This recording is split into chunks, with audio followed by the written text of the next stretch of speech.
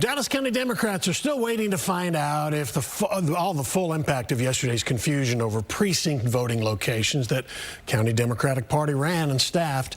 There were several issues, from voters being sent to the wrong polls to voting hours being extended and then abruptly canceled by the state Supreme Court.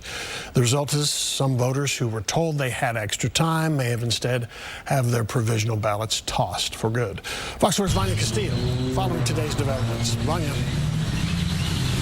Hi, Steve. Yeah, thousands of people waking up to find out their votes don't count. And now county leaders are addressing the confusion that led to this. Wow. It don't make any sense.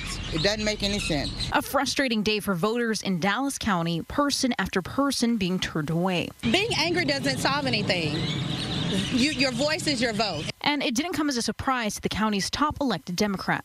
We expected chaos, unfortunately. For the first time in years, Dallas County voters were required to cast Election Day ballots at their assigned precinct locations.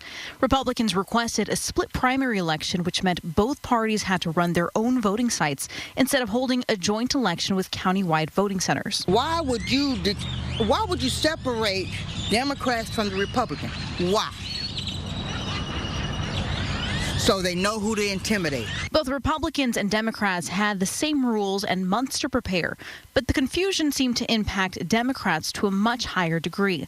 Dallas County Judge Clay Jenkins says election workers told him that at some polling locations, as many as 90% of voters had to be turned away because they showed up to the wrong voting precinct. So the county spent $1 million to inform people of that, but even so, many people who voted yesterday were not aware that they had to vote in their own precinct. The confusion extended to the Texas Secretary of State's website, where voters were getting incorrect polling locations. We sent them the information of where the polling places were, but there was a glitch in uploading those, and so some people that went on their website got the wrong location. The confusion was so significant that the Dallas County Elections website crashed as voters were trying to check where they were supposed to vote.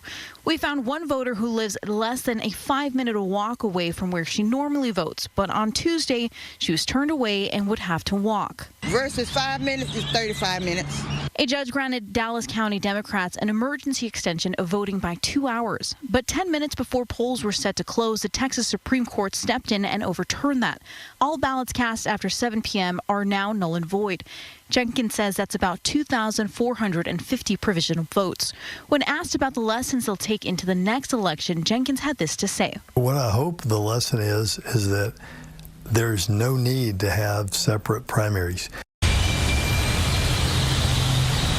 Now, I did reach out to the Dallas County Elections Department to try and get more insight, but have not heard back.